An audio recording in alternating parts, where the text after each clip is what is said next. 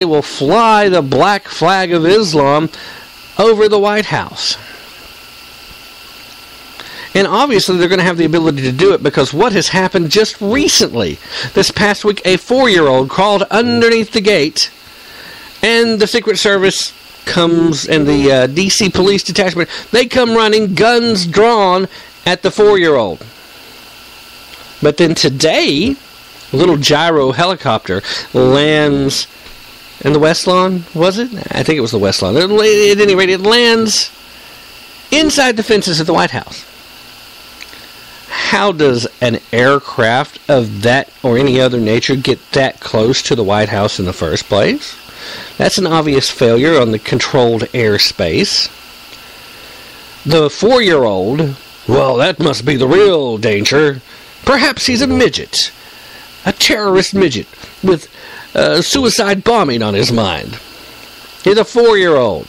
That was a kid that just did something silly. And the people charged with protecting the White House come flying with guns drawn. Meanwhile, you can land on the freaking lawn with a helicopter, and that's not going to draw as much attention. Okay, they arrest the guy. The guy luckily wasn't a terrorist. But what about just a few short months ago, the guy that had flipped his lid, jumped the fence, got inside the White House, and was roaming around for a while before somebody finally caught him? That guy had some issues. That guy got pretty far in. That's the kind of guy the Secret Service and the D.C. Police are supposed to stop before they get across the fence. But the 4-year-old they can respond to quickly. Everybody else, not so much. I mean, it's about like the TSA, for crying out loud. What do you got going on? Well, you got a lot of folks that are groping people, getting their cheap thrills. In fact, a Denver airport TSA agent just recently, and by recently I mean it was either yesterday or today, got fired because it came out earlier this week that they had been intentionally flagging certain people that they found attractive. In this case, it was a man who is, of course, attracted to other men.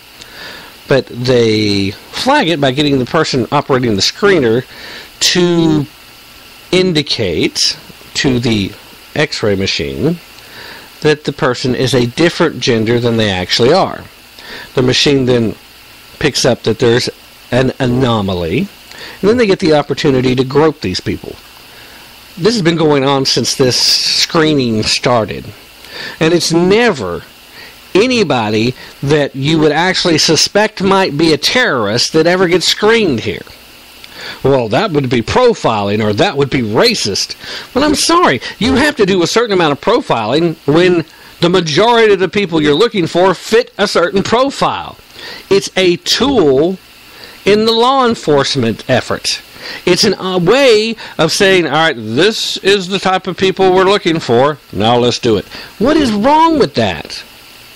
It's wrong if you're using that as a way just to harass people you know is innocent. But then to go to an extreme where, okay, well, this person's obviously Muslim, we can't red flag them because they'll think that's racist. Although I'm still not sure how being Muslim is racist. Because Muslim, other than the fact that it's a freaking worthless death cult and not a religion. Yeah, here comes another round of death threats. But I've had enough of them. They don't bother me anymore. It's a death cult. It's not a religion. And it covers everything. It's an entire mind control, cultish way to control every aspect of your life. Just, there's a religious aspect to part of it. That doesn't qualify it as a religion. It really doesn't. But be that as it may, last time I checked, they're trying to convert everyone. There are people of several different races that identify as Muslim. So when you say we're going to target these people, you're not being racist. You're not. Sorry. By definition, you are not. But regardless of how you look at this, coming through the airports, those folks, nah, can't do it. But oh look, there's some 70-year-old nuns. Let's run them through the body scanners. oh, there's a troop of Girl Scouts that are traveling to a whatever event. Let's run them through. Let's harass all the people that we're 99.725% sure has nothing at all to do with terrorism and never would. And we'll let the folks that have a much higher possibility of being in some fashion related to terrorism, we'll just let them go because, you know, we're the TSA. We're the government. Get that what I was asking you about earlier? What are we paying for? We're paying for incompetence. We're paying for ridiculousness. Because this guy who got fired, he's not the first person to do this. There's been stories about this popping up ever since they put the screening process in play.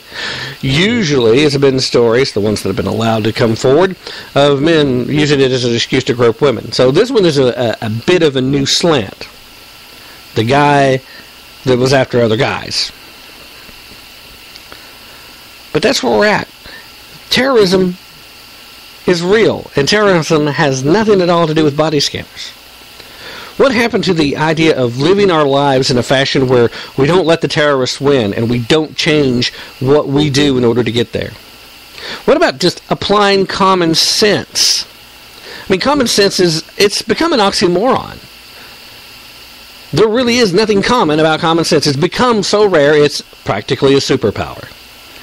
I fully expect one day real soon I'm going to open up a Marvel comic, or maybe a DC, but yeah, ordinarily Marvel's a little head on the social issues. Marvel comic, open it up and read about Common Sense Man.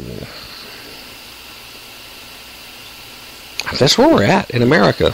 I mean, it's ridiculous. ISIS training camps, just a few short miles from our southern border. And is this enough to move the current administration to shore up our border? Nope, it's not even enough to change our current strategy of policing the border with too few agents that are outgunned and outmaneuvered at every possible point of entry. It's unacceptable. It would be unbelievable if it wasn't for the fact that it's been going on now for way too long. The southern border it's not just an Obama thing. Obama's far worse on it than his predecessors, but George W. Bush could have, should have done something about it. Didn't. They started to build a fence and decided, nah, never mind. Let's build an electronic fence. Okay, but no, let's don't. Money got allocated. Then the money disappeared. What happened? Where did the money go? The fence didn't get finished. At this point, I say we let over a few more Mexicans. This is going to sound racist. I'm going to warn you now. Let's let over a few more Mexicans. Let them stay here, but they have to help build the wall. You know, a lot of them are pretty good at general labor. That's typically what they get used for, right? Doing the jobs that no Americans want. That's what I've heard so many times. I'm sick to death of hearing it. But there may be some truth to it, since a lot of Americans don't seem to want to work anymore. So where are we at with that? So let them over and say, okay, you can stay if you help build the wall. Making sure that nobody else comes across illegally. And that's the whole thing. It's just like, somehow, it's like it's supposed to be okay for them to come over here because they want a better life. There's a right way and a wrong way to come here. Please, let's do that. And let's pay attention to the border, because if we have terrorists just pouring across, how long do you think it's going to be? I mean, what are they waiting for exactly? Are they waiting for us to try and repeal the Patriot Act, which a motion is underway right now to do that? And we'll talk more about that on an upcoming Sunday show. The effort to undo the surveillance state and get the NSA out of the business of spying on Americans. Because, yeah, guess what? That's not what they were built for. The NSA was not designed to be spying on Americans. But we're the only ones getting spied on, at least effectively. Were they able to stop the Boston bombers? No. Why? They weren't American citizens. They had plenty of connections back to Russian Muslim extremists. What was their point? were we watching them? They were on the FBI list, but they weren't watching them close enough to catch them before they did this. So, what's the point? Why even have the NSA? Why let them continue to spy on us when they're not doing anything worthwhile other than encroaching on our privacy? It's like the Fourth Amendment doesn't even exist to these people anymore. I mean, it's bad enough they want to act like the First Amendment doesn't actually exist. In fact, in a lot of real ways, you might as well look at the Bill of Rights, and you can say nearly half of them are no longer in existence because our federal government no longer acknowledges that, let alone acknowledging the fact that the rest of the Constitution actually limits its power and authority.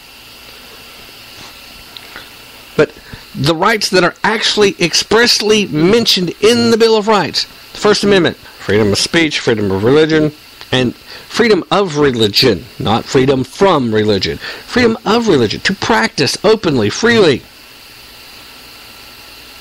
Oh, they don't recognize that. That's what you get with all these folks that are going around telling bakeries and photographers and florists, it doesn't matter that you have a religious objection to a same-sex ceremony. They're having a same-sex wedding. You have to provide your goods or services to them. You don't have a choice.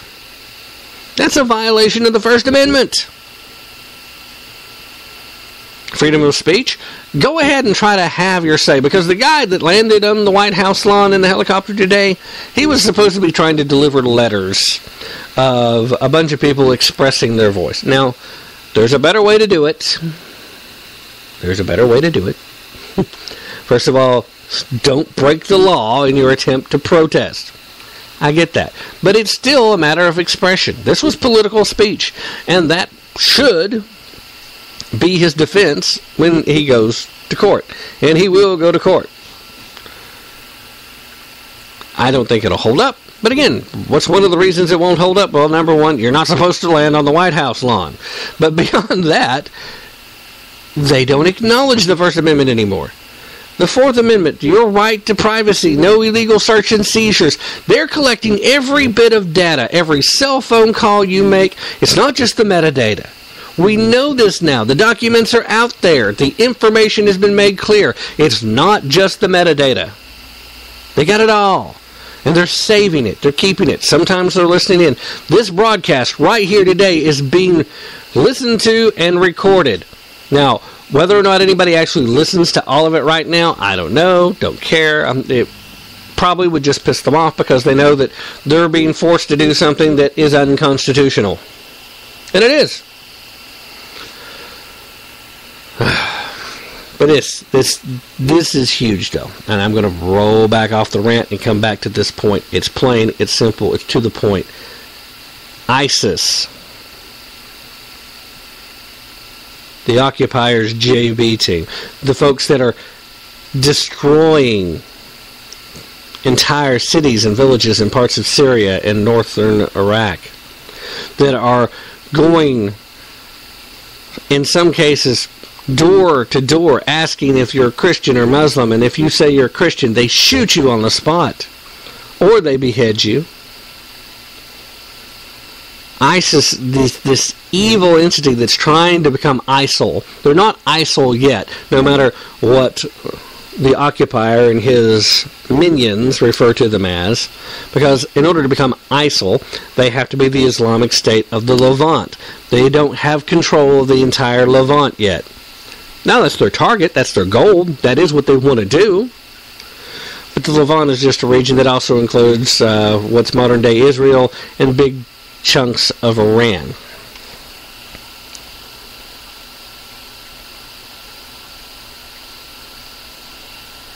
ISIS, the JV team, the evil that we should be standing up to and fighting, is now able to just come across our very open and very porous southern border.